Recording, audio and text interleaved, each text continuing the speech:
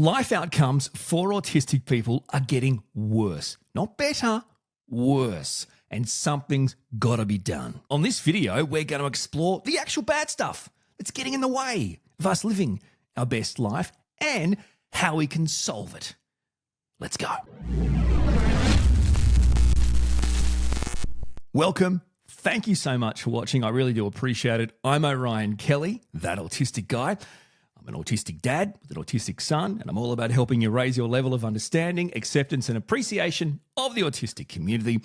So if that sounds like something you'd be interested in being a part of, you can join this amazing community just by subscribing to my YouTube channels, Orion Kelly, that autistic guy, and Orion Kelly podcasts. Now, I don't care where you are on the planet. I don't care if you're autistic or not. If you watch my videos, you're going to want to watch this video.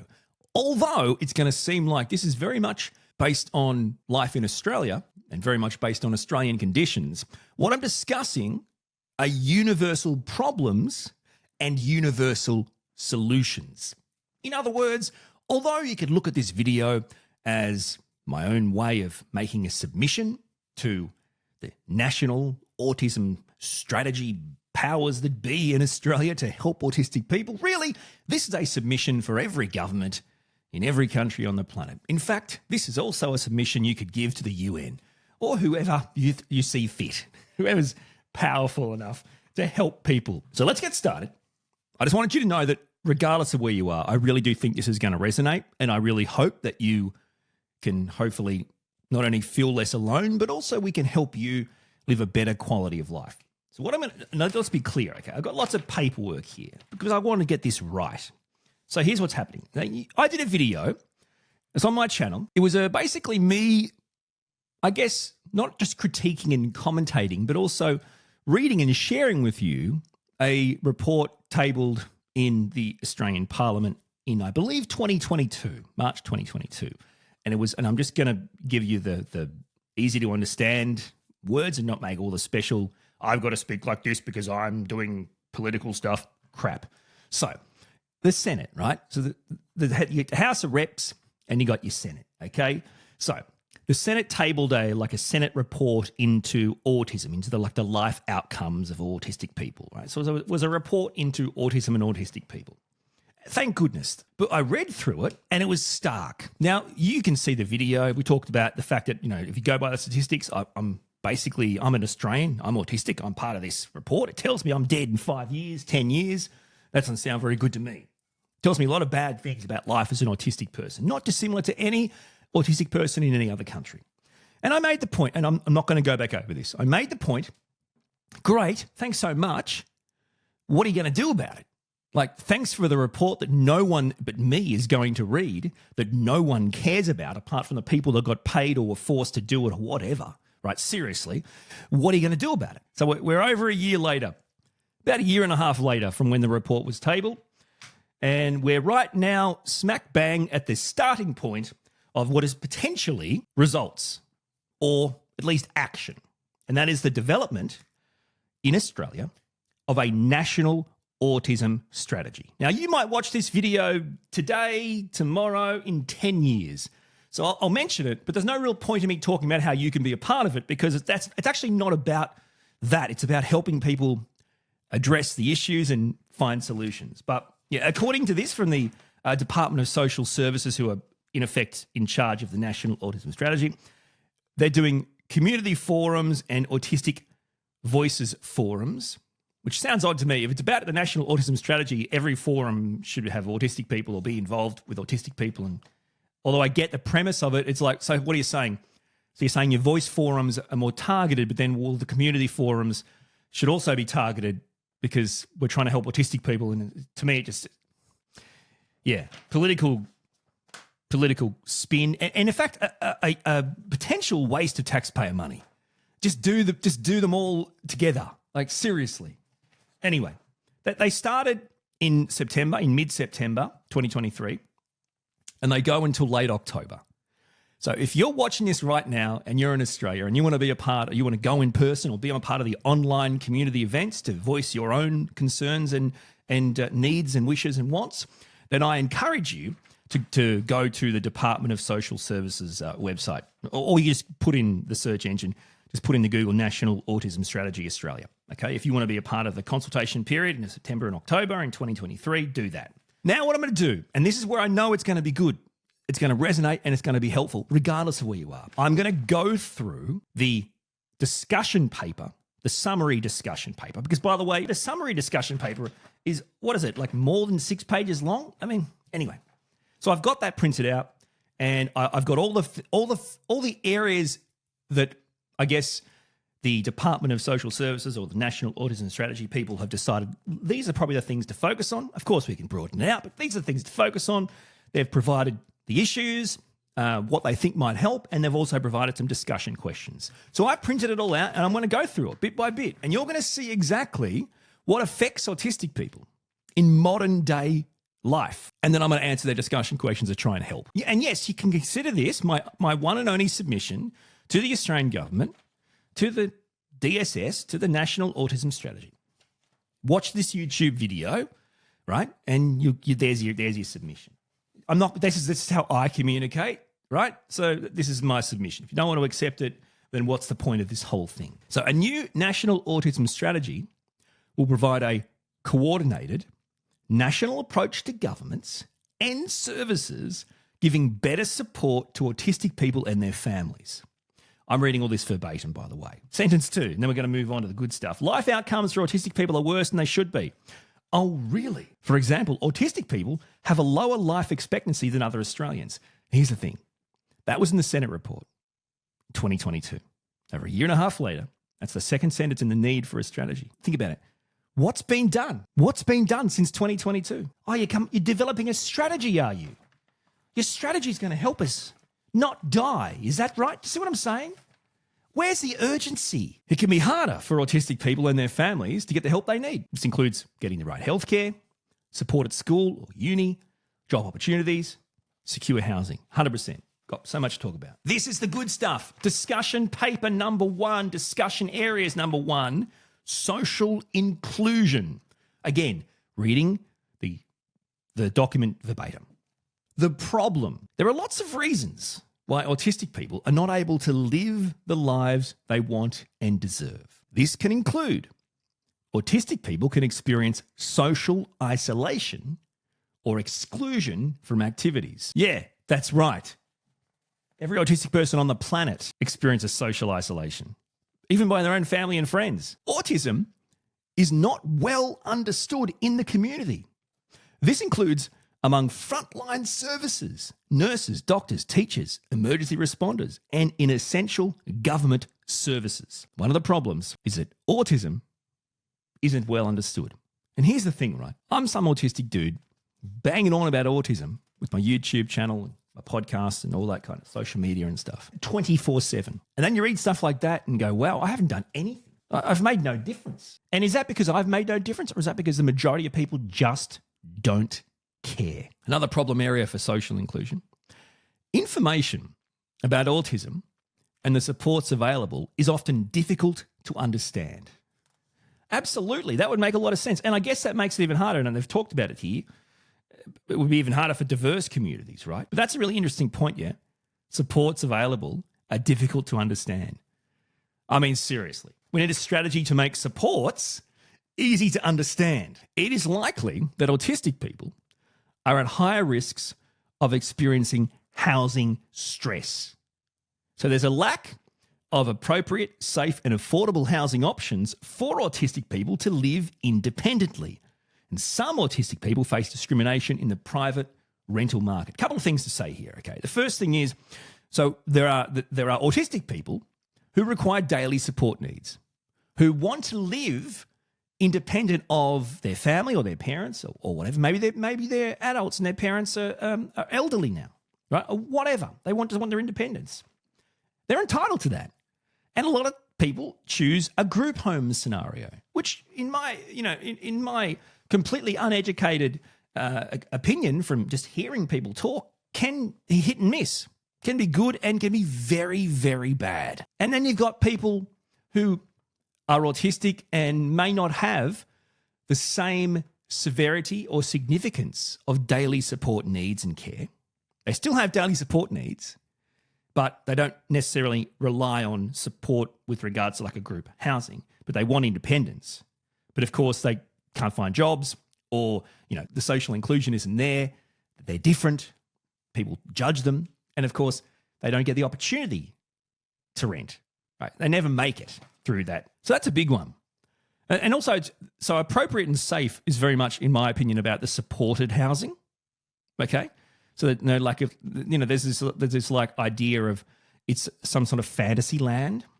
Like, it might be amazing for some, but it might be abusive for others, and you just don't know, right? So that's the problem. And then, of course, affordable is very important for autistic people who can't find employment or are underemployed, which is a real issue. Here's another one. Autistic people are more likely to be victims and witnesses of crime than offenders, which flies in the face of this, I guess, blanket media misinformation that autistic people are, in fact, aggressive, violent, unhinged offenders, monsters. The stats disprove that idea, but that doesn't help you get the people watch your show or read your stuff, right? And as someone who, was lucky enough to be able to study criminology, not just law, but criminology and these types of things at uni. I mean, this is one of my favorite subjects, criminology. I just loved it because you actually really got to understand criminality, crime, committing crime, why, how it goes in the justice system, and looking at the reasons why, rather than, and I'm not saying you're bad or good if you think this, but there can be a mentality where it's just like there is good people and there is bad people. Like it's black and white, which is ironic because autistic people are very black and white. Ironically, giving myself the opportunity to learn criminology, I realized that is in fact a complete farce. It's fanciful. It's fanciful to think in general terms there is only good and bad people. Right? Sure, there can be people who are mentally ill. There can be people who are, have like psychopathic tendencies. But as a rule, in general terms, there is no such thing as a good or a bad person. There's such thing as a person who is good and bad. That's why we're humans. Imperfect creatures. And autistic people are at a greater risk of involvement with the criminal justice system, which is, just stop for a second. So the statistics, the research shows we're less likely to be the offenders. Yet, it also shows we're at a greater risk of being involved in the criminal justice system. So a disproportionate representative. You can go to any country on the planet, pick a minority, could be a racial minority, and they will be disproportionately represented in the criminal justice system. So, yes, if you're an autistic person, you're a minority group, disproportionately represented in the criminal justice system.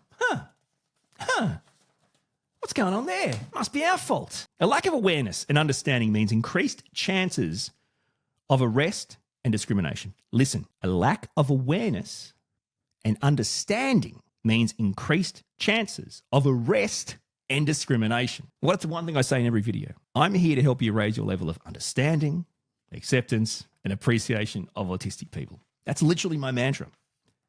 A lack of understanding of autistic people leads to arrest, discrimination, just because we think, your behavior, your way of talking, presenting, acting is just bad, aggressive, wrong, violent, whatever. It's just understanding. This is interesting, this one. It can impact sentencing and can cause difficulty in detention settings. Well, I think in detention, imprisonment, in all those types of settings, it's going to be really problematic for autistic people. Autistic people have a medically diagnosed disability. It isn't a joke. It isn't made up. You don't turn it off when you go to jail. There are support needs and sensory needs for autistic people as per the medical diagnosis. So it's in effect discrimination and a breach of, state, national and international discrimination law to ignore that, to ignore those needs. The sentencing one is really interesting. It can impact sentencing. I was fascinated by sentencing when I was studying stuff at uni. By the way, I did not complete my law degree. I couldn't. And we're going to talk about that. Just another autistic person, right, who had lots of promise, but the system failed them. I just couldn't go on. I'm fascinated by this as research. Why being autistic or the misunderstandings of autistic people impact sentencing? Now, I'm not here to give you all the answers, but just a quick snapshot from sentencing. So sentencing, there's a lot of principles you got to take into consideration. A lot of times it's the communication. It's the way the offender or the accused has reflected on what they're being charged for, or what's before them right now. If a court hears the autistic accused and thinks that they seem not quite right with understanding what they've done or why it's wrong, or if they're sorry, or they're just not, something doesn't connect here, that is one of the factors with regards to sentencing. Now, if an autistic person isn't actually processing it or understanding it, or simply isn't able to convey what they're trying to convey, then of course that is going to lead to a poor sentencing outcome. Final couple of issues with social inclusion, and then we're going to get to the discussion questions, and we've got some great stuff coming. What are we going to talk about soon? Economic inclusion in education, diagnosis, services and supports, and mental health. Wow, got some great stuff to talk about. Don't go away. It's only 2 days to go. This is the most important thing I'll probably ever do, so I'm going to get it right. I don't care how long it is. Many autistic people feel like others want them to hide or mask their autism to fit in. Now, they're using the phrase their autism, and it's bolded too. Again, this, you might say it's semantics, but there's no backpack where you put your autism in when you go outside for the day. I can't take my autism out and whack it on the bedside table at nighttime with your phone and your watch or whatever. You don't whack your autism on charge. The only thing autistic about you is your brain. Your brain is autistic. You have a different brain. It's autistic. That makes you autistic. Nothing else in your body, just the brain. Therefore, their autism doesn't make any sense. So what I'm trying to mask or hide is me. You're overcomplicating it. Hide or mask their autism to fit in. No. Autistic brain makes me. Hide or mask me to fit in. Maybe if you understood it like that, it'd be much easier for you to get your bloody strategy. Autistic people have to hide or mask themselves, not their autism, because they're autistic people. I'm going to tell you what I think. This is what they're saying. So the discussion paper says, what we can do to fix this? We might want to do things like provide better access to support services and information. So what, you mean like another one of your 7 billion documents on 700 million websites that no one ever accesses because they don't know about them, can't find them, or the governmental websites are in effect probably one of the most hardest to, comprehend, access and navigate on the planet. Improve understanding of autism. There's a good one. That's one way you can fix it, isn't it? Improve understanding of autism. A better understanding of autism and specific policies in the justice system to improve the experiences. Well, that's right. To prevent overrepresentation of autistic people. This can include autism-specific legal services. Huh? What are you talking about? We're not a subcategory of humans now, are we? Teach law students, just like me. I'll do it. Teach them about... there's no units. I did a law degree. And make it one of, what do you call it? The priestly 11 or something? I don't know. The core mandatory units. And by the way, 99% of those are all commercial law related. What a load of crap. You want to have a good, well-rounded lawyer with your priestly, whatever it is. I don't know what it's called. Why are they all commercial related? So yes, there should be units on how lawyers, normal lawyers looking after real life people, just like me, how they can interact and better represent different minorities. One of the reasons why it got so hard for me was I was so bogged down in law units that had absolutely no relevance to my contribution to the legal field if that was something I was able to do.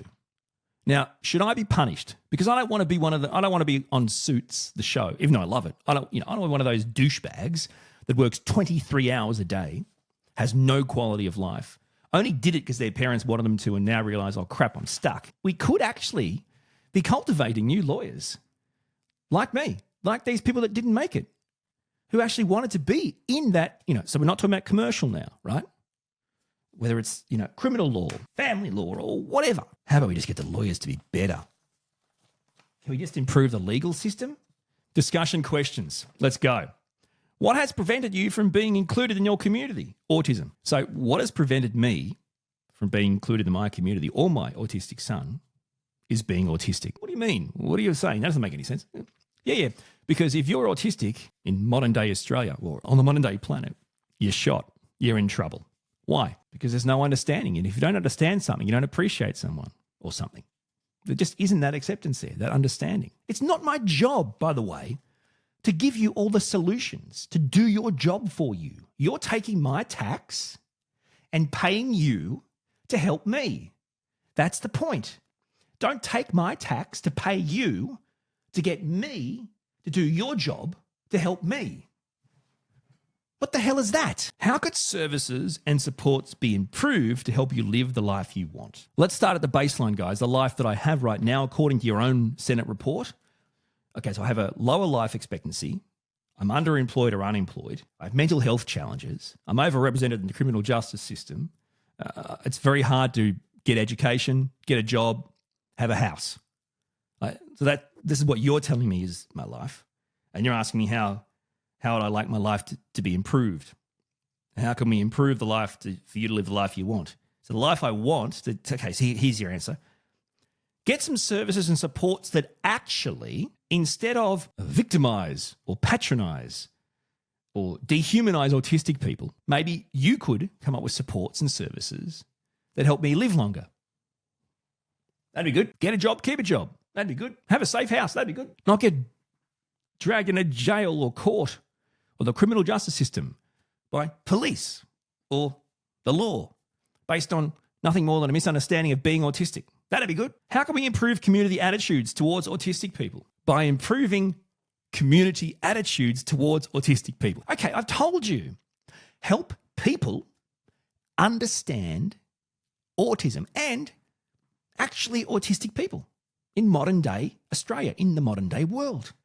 And if you help them understand, they'll appreciate us more. Certainly not by giving taxpayer money to corporations and production companies to legitimately exploit autistic people under the guise of some sort of like dating show for the amusement of neurotypical people. Oh, how cute are they? That's not how you do it. How would you describe better social inclusion for autistic people? Okay, this is a good one. If you understand, you appreciate.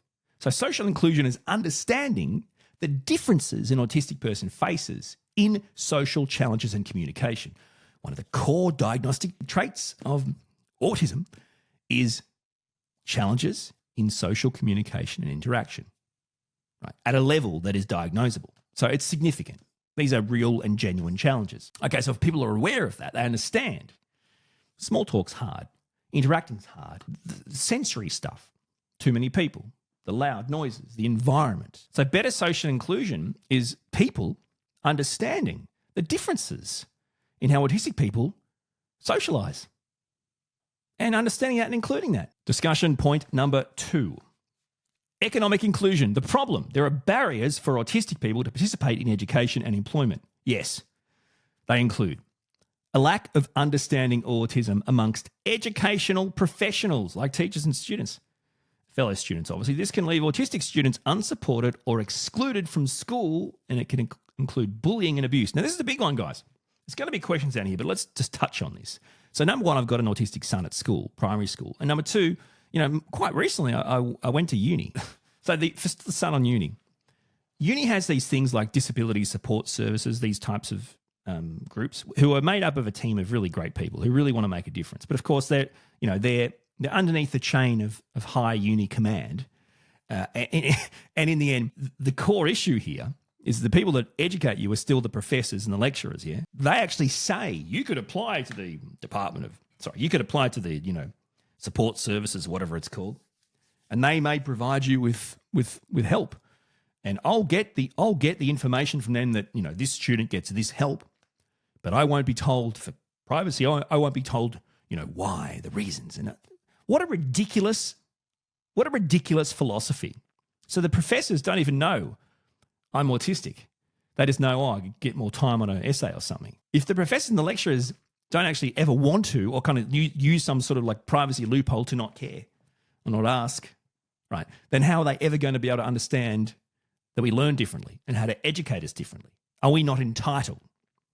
This is why I'm not a uni graduate. And primary schools. Every year you start a new grade, you get a new teacher. You start again. Every year you start from the start, educating the teacher about your child, your autistic child. Every year, fresh start. And the other people come and go. principals and assistant principals and department heads and these, and support services. This is all based on a lack of understanding. As in, we start every year afresh because it's like, oh, we've got to do the whole thing again. And we have the same conversations. That's an autistic kid. Autistic students may need reasonable adjustments to take part in schooling. Schools need to be better resourced to provide these adjustments. Okay, reasonable adjustments. What does that mean? Well, it means many things. Does it mean physical things? Yep. Does it mean the ability to go to sensory or quiet rooms? Yep. Does it mean things that include changing in where they go for classes or going to different classes and doing different things? These, there's also reasonable adjustments that don't cost money, like from a uni point of view, right? The reasonable adjustment is the teacher actually takes the proactive attitude that I have a student who is autistic. They learn differently. This isn't working for them. And I'm actually going to try and help them learn like every other student and give them the same opportunity to learn the content and therefore be assessed in it. Because in university, a lot of reasonable adjustments are assessment-based. And you might go, thank God. No. If you give me an extra 10 minutes on an exam, how will that help me if I haven't been able to learn the content during the semester because it was taught one way? 10 minutes won't do anything. I haven't learnt the content properly. Or give me an extra week to make an essay. What do you mean? I don't know what I'm writing. Assessment-based adjustments are utterly irrelevant in an education space. The adjustments need to be educating. The adjustments need to be, how do we adjust to help this person who learns differently learn? You see what I'm saying? We're jumping all these steps. Autistic post-secondary students can have limited self-advocacy skills.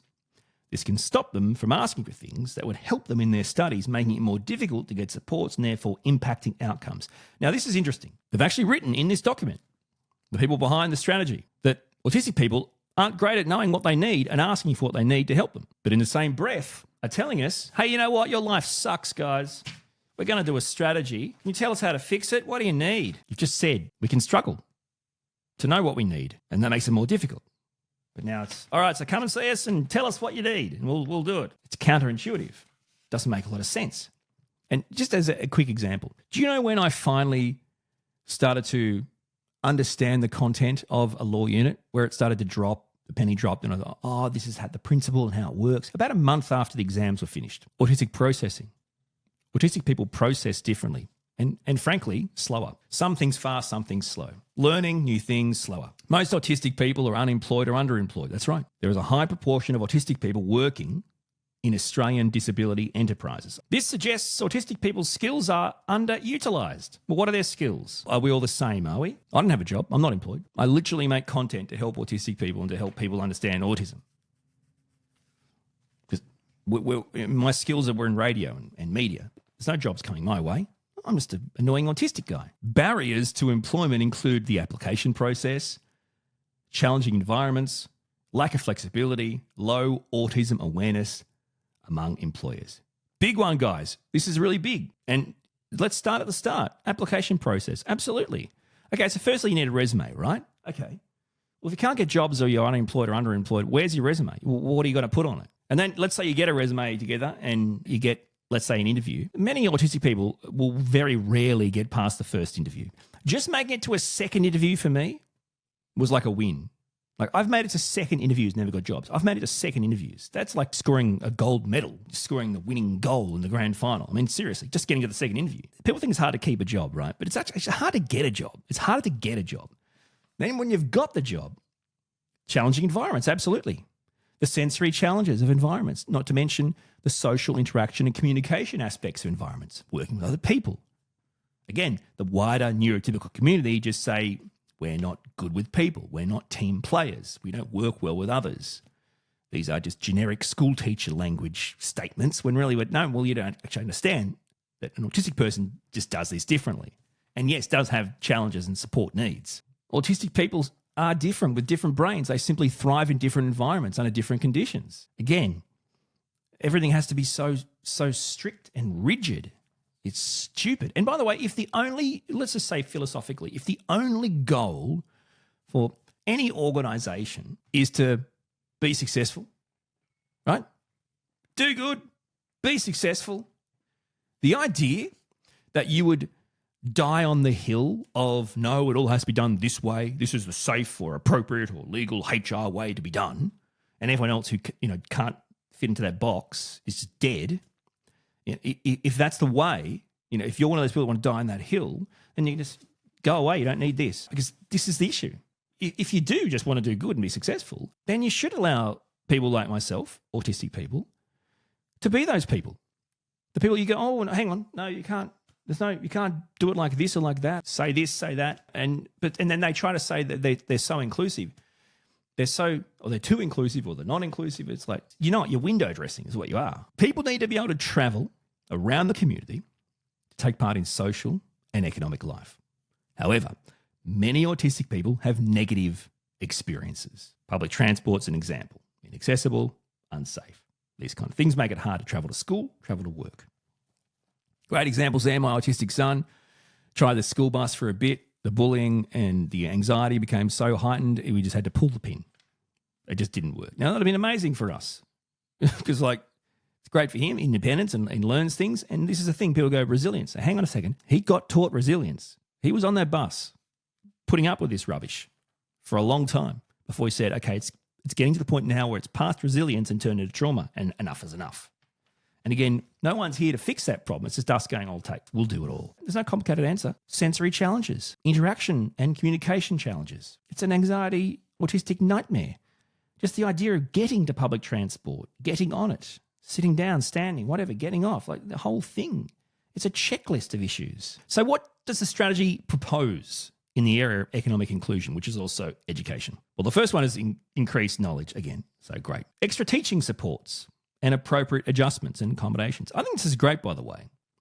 It just isn't acceptable, I don't think. There's there's so many things that could help autistic kids in the schooling environment that just isn't provided by schools, or if it is, and this is directly related to the people putting this together, if the government funding for these schools is so minuscule that really what's happening is they're trying to, wring it out of a dry rag. There isn't, so thanks so much for nothing. What are we going to do with this? Give the autistic kid 5 minutes a week. So let's look at it like this. What you said in the Senate report will be my reality. Can we turn it around for my 9-year-old autistic son? Okay. Do we want to? Do you really want to? Do you really want him to live longer? Do you really want him to be educated and employed, have housing, to not be disproportionately represented in the criminal justice system? Do you really want that for my son? 'Cause it's not going to happen for me. Do you really want that for my son? If you do, then shut up and put up. Fully fund special education teachers, special education support workers, and all other allied health professionals that are important and practical for autistic kids, full-time, on-site, at schools. None of this casual contract stuff. You do or you don't.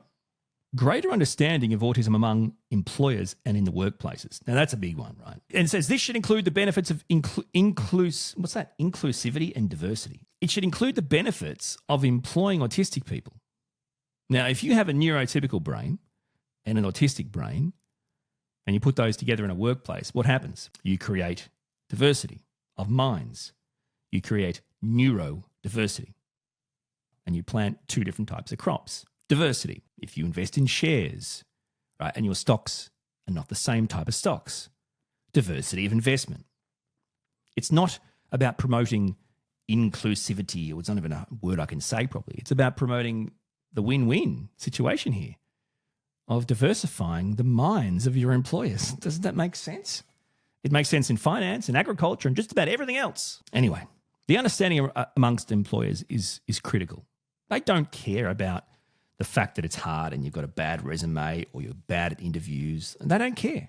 They will do phone interviews or in-person interviews. They don't care that what you've had to go through to even get there. The idea that you would get questions in advance and you could do it on a Zoom or a phone is unthinkable to them.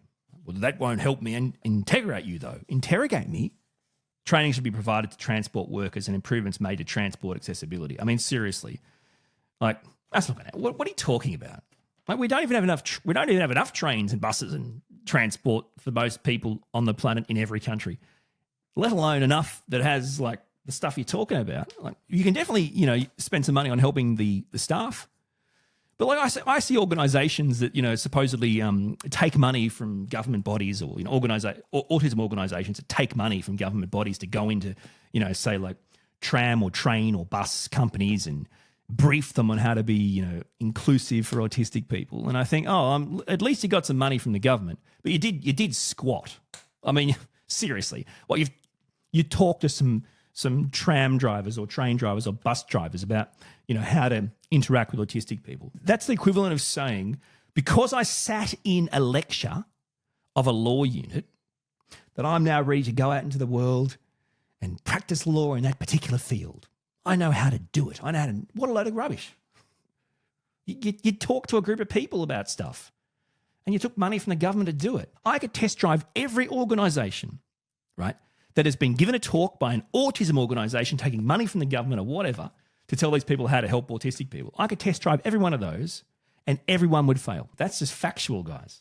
And if you want to say it isn't, I refer you back to the Senate report findings. This is another issue, by the way. It's not part of all this stuff, but you've got organisations in Australia who class themselves as autism organisations, autism advocacy organisations, who are not only run, but who are led and run by non-autistic people, in the majority, non-autistic, neurotypical people running it, leading it, in the power, but also focusing on how to help autistic people, but through the lens of non-autistic parents or family or carers or employers or schools. This is a problem.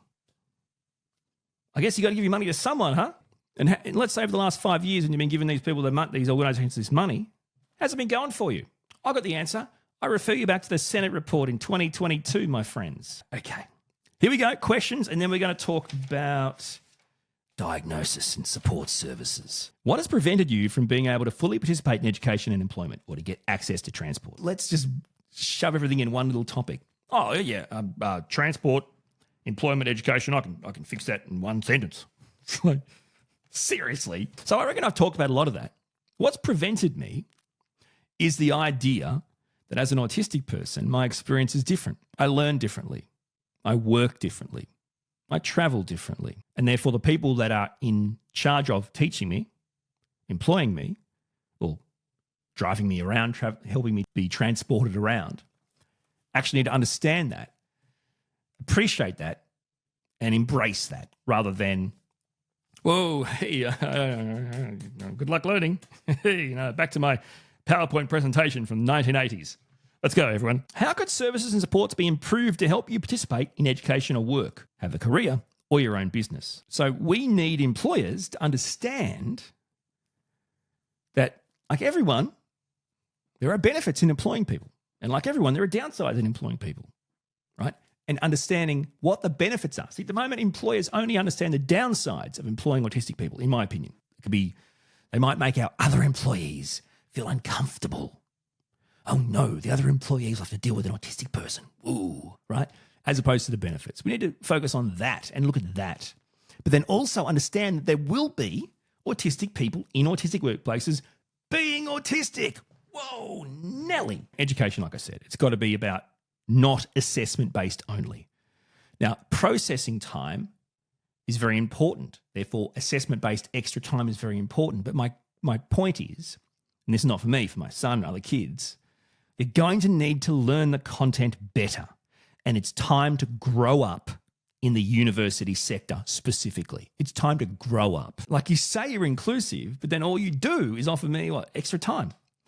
Your lecturers have to teach differently. This doesn't mean, let Orion watch the lectures online at home or let him go to tutorials online or something. No, you actually have to be able to reach me in my learning style or the autistic person's learning style that it's appropriate, which may be very different. It might not be as visual as you think. Lectures are visual. They're, as a rule, PowerPoints up on a giant wall. Add the sensory issue of 1 to 500 people in some old stinky or some new tight room. Just horrific, absolutely. And all you hear is keyboards clicking. You go to the library, supposedly you'd be quiet and study, and all you hear is keyboards clicking. As an autistic person, there's nothing quiet about 500 keyboards clicking. It's like I could never, I didn't study once at uni after the first year. First year, I tried to do it. I went to the library between classes and stuff. Didn't work. There's nothing about it that I couldn't ever focus. Couldn't read, couldn't write, couldn't do anything. It's just constant and all these. Your career and your own business, that's a really interesting one. Okay, so let's assume that, people like me, right, we've got no chance. You guys can't turn this around for me. I'm just trying to help my son and others, right? So I don't have a job. I can't get a job. I'd love to work in media and radio and those types of things. No one's employing me. No one's going to give me a job. So that's fine. I'll do it myself. I'll make my own podcast, my own YouTube channel. You look behind me there. That's a silver plaque from YouTube. That's for 100,000 subscribers. Good luck getting one of those, champ. No one employed me to get one of those. I just did it. But you know what? It's really hard to navigate all the stuff if you want to, do this kind of stuff by yourself. It's really hard to navigate it. Like most of the government business websites are bloody horrible.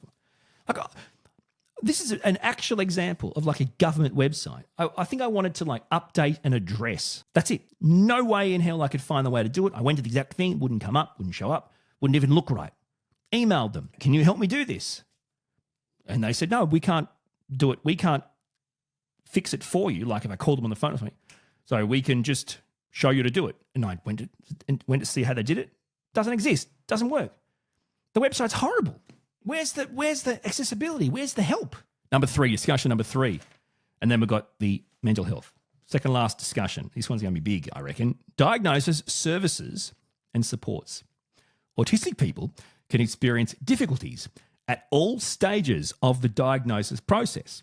It can also be hard to find and access appropriate services and supports. This can include the diagnosis process. It's long, confusing, and expensive. It is, that's right. It can make autistic people feel like they do things wrong or are a problem. Not can make, does make. If diagnosis takes too long, people can miss out on support they need early in life, no matter where you are on the planet.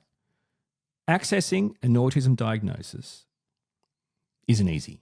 So there can be long waiting times, there can be expenses in the services, and also it can be absolutely riddled with bad healthcare professionals. This is a massive issue.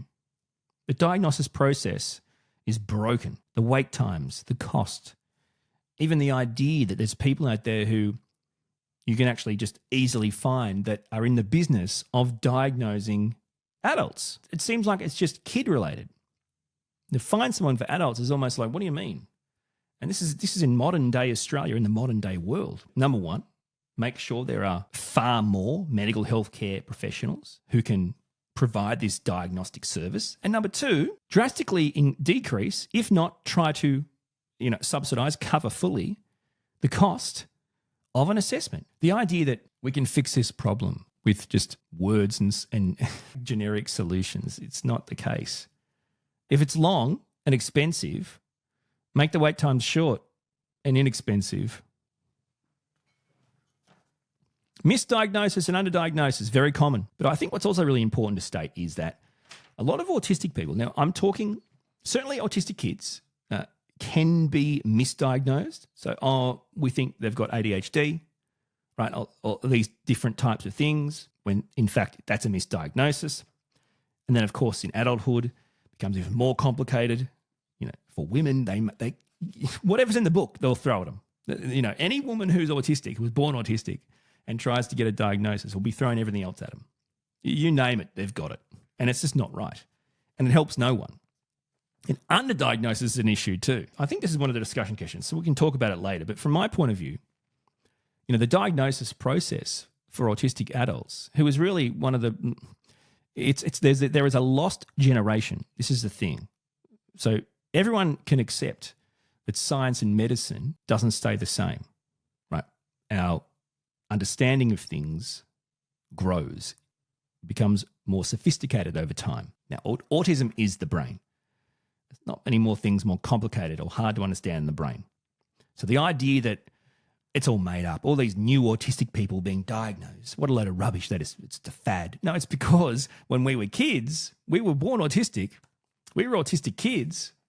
We're talking whether it's 10, 20, 30, 40 years ago, 50 years ago, who knows?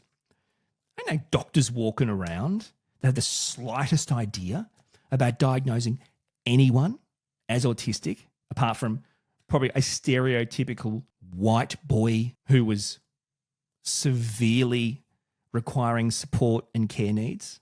You see what I'm saying? It's a really big issue, the misdiagnosis. And for adults, it's massive because not only are they focused on kids' diagnosis, but I think also they're focused on the mentality that they were taught potentially when they studied medicine 10, 20, 30, 40, 50 years ago, which is the issue, right? Families need help. So if you don't know what supports are available for the autistic person in your life, you're going to drown real quick, right? The families don't have the money or the emotional strength to support autistic people, their autistic kid, their autistic partner, adult, whatever. It's expensive. It's expensive. To provide the autistic person in your life the support services and care that they need to thrive in all aspects of life costs money. You require people power and supports and services and resources. Cost money. People don't have that kind of money. It's hard enough just raising a neurotypical kid. This is a massive issue. Early intervention offers not focus on supporting children in their everyday environments. Okay, so example, their home, childcare, school, relying on therapies in clinical settings. This is a good one. That's a good point. First thing I'd say about this is early intervention. So what are we talking about here? Are they addicted to drugs or alcohol? What's their addiction? There's an intervention going on, is there? We're intervening. So the government is providing funds to intervene on the lives of autistic children. To what? To make them more not autistic? Or what else? Well, we're trying to help them have a better quality of life. Yeah, by how? By teaching them how to be not autistic, right? Because that's the only option to get education and jobs and stuff. Of course, that won't work. You can't get an autistic brain and reinstall a neurotypical operating system. They don't connect. It's a different operating system. I've always had an issue with early intervention, but I really respect the idea, this clinical setting stuff. I agree. Yet if you're constantly taking your child out of school, daycare, free time, friend time, weekend time to go to appointments, it's like the never-ending appointment cycle, supposedly to help them, but actually it's just their interventions. What's being achieved? They're institutionalized. An example from my own personal life, my wife and I pay, as in we pay, for therapists. So we're talking occupational therapists, speech pathologists, tutors, psychologists, these types of allied health professionals. We pay for them to go to our son's school during school time and provide him with the support he needs to help him thrive in his education. Rather than he goes to school, he comes home, then he goes to an OT, goes with these pathologists, goes this, goes that. It just becomes like no one wants to live like that. At least this way it's actually tailored to helping him thrive in school, thrive in friendships. That's the other thing. The workplace and school does not operate in a vacuum. Shock horror, schools are part of the real world. And kids become adults in workplaces. Again, part of the real world. Services and supports are not connected, making it difficult for autistic people to ask and get the help they need. Long wait lists, high costs, lack of safe supports and services. Yeah, this is one thing, right, by the way. So in Australia, we have a thing called the NDIS. So it's the NDIA, the National Disability Insurance Agency, who provide the National Disability Insurance Scheme. Whew, take a breath. It's a joke. Even the idea that, every year I've got to go through some sort of process to prove that my child is still autistic? Every year, every 3 years, I've got to go through some process. You make me go through some process to prove to you my child is still autistic and still requires assistance and help. And you wonder why there's the Senate report findings? Seriously, even if you allow me, you might go, well, you didn't spend that much money last year because the money you gave us was for things that weren't appropriate or helpful, even though, we told, we can't approve that, can't do this, can't do that. So what do you, and then it's a vicious cycle. In my opinion, the exhausting, almost traumatic experience you have to go through every 1 to 3 years is not worth it. It's not worth it. Allied health professionals lack understanding, knowledge, and awareness of coexisting medical conditions. There is a need for new or updated research. I like that. I think that's right. Because a lot of the research in autism is done by non-autistic people and non-autistic academics, and a lot of times it really has no relevance to practicality of the autistic community, and that's what's important. So I agree with that, including in areas like underrepresented groups and effectiveness of therapies. Effectiveness of therapies is really interesting, and I think that's a good idea, the idea of the therapies and the interventions. With regards to the other thing, again, I feel like we're zooming in on things. We're looking for things when we haven't even fixed the baseline problem. We need to zoom back out here. I mean, we're trying to fix the life expectancy and all these things of autistic people. Let's just zoom out to that. What do they say we can do? Well, we can improve the diagnosis process. More professionals with knowledge and ability to diagnose autism. Interesting. It says creation of a central website for autism services and supports. Now, that's probably a really good one. Every day, people from all over the planet will message me or email me and ask me, where you get diagnosed. Where can I get an assessment for autism as an autistic person, as an adult? I think that will make a lot of sense. Have an inclusive approach that integrates services and support within the mainstream, establishing a national autism research agenda. I like that idea too. I think that's good because it comes down to focusing on, what's really important, or as in what do we need to look into to help in these outcomes? And of course, you need real autistic voices in that discussion. So discussion questions before we get onto mental health. What's prevented you from getting a diagnosis or accessing services and supports that would help you live the life you want? Again, the life I want is anything better than the Senate report, which was pretty bad. So my diagnosis story is in many of my videos, but from a submission point of view, it's pure knowledge. So there's no national website. So you just go to your GP and you're given a referral as an adult to a psychiatrist, a doctor. Now, the psychiatrist I saw had only ever dealt with diagnosing kids and lacked even the basic working knowledge of modern day autism and certainly any idea of it, how it presents in anyone but probably a boy. So it was an absolutely horrific, traumatic experience. Because I was at uni at the time, I couldn't be autistic is what I was told. From time to time, I was able to look them in the eye, couldn't be autistic. Able to speak publicly or whatever, couldn't be autistic. Yawned in their hand a few times during this, by the way. That's a big barrier. If it's hard to get an appointment and it's expensive, you still pay for that, by the way. I still paid for that, by the way. So clearly, the starting point is we have to have a better, whether it's better guidelines, better oversight of continuing education with regards to the specific field of autism. I was able to get a referral for a second opinion to another psychiatrist who happened to be a professor in the field who knew their stuff. But that wasn't easy to find. And most people wouldn't have got that. Most people would have given up. So there's people walking around who probably saw the same person, went through the same horrible experience, maybe still today, who was walking around undiagnosed. That's a worse life outcome. What's helped you to access diagnosis, services, or supports? Well, not you, that's for sure. Not the system. Nothing. My wife. Without my wife, I'm stuffed, literally. And that's not an answer that you can use to help other people. How can we better make sure that diagnosis, services, and supports for autistic people are strength-based, culturally responsive, and trauma-informed? Make sure that the healthcare professionals, the doctors conducting the assessments, are up to date in their working knowledge, understanding, and abilities in assessing autism in the modern day world, not in the 60s, not in the 70s. That's a good start. But yeah, I think it really has to come down to just making it more accessible, quicker to get in, inexpensive, and the people have the knowledge they require. But in addition to that we're entitled to. We're entitled to someone who's up to date with their information and understands the processes.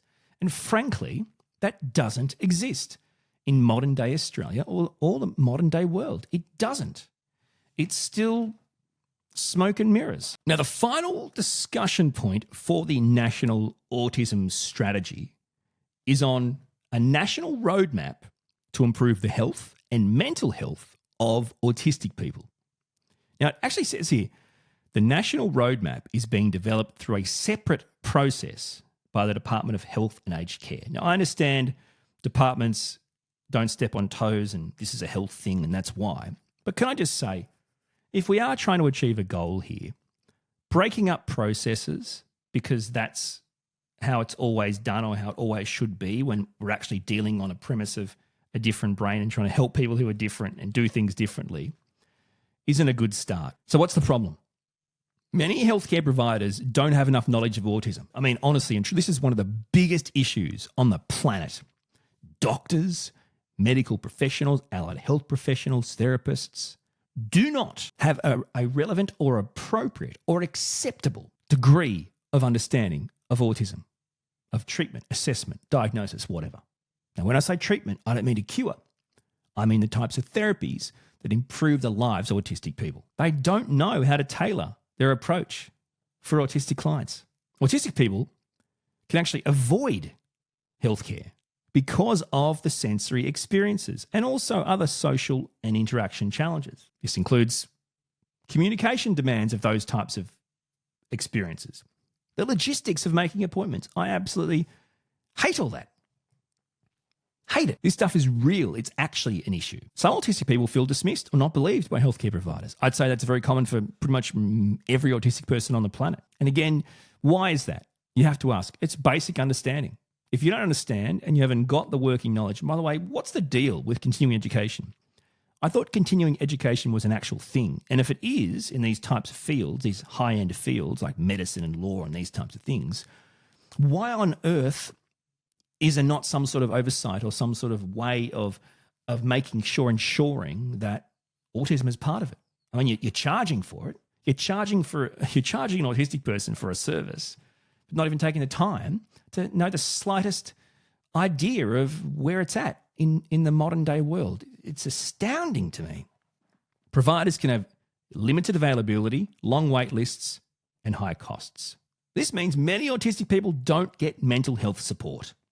Now, again, you can separate all this, but trust me, the report said itself. Autistic people are more likely to have co-occurring mental health conditions. But you're right, there are the idea of wait lists and the costs of seeing psychologists and different professionals. It's really, really prohibitive. It's hard. A lack of available supports increases the risk of co-occurring conditions. These things can manifest and be triggered because there's that propensity being autistic. Government services and information are fragmented. Absolutely. Means autistic people fall through the gaps. Supports and information are fragmented. Let's just stop for a second. This is written, this is not me, this is on the document. In bold, government services and information are fragmented, and that's under the title of the problem. Directly above the problem, the national roadmap is being developed through a separate process. But the next line is the problem, government services and information are fragmented. Oh, man. Are there other health and mental health issues experienced by autistic people that the national autism strategy should help address? Are there other health and mental health issues experienced?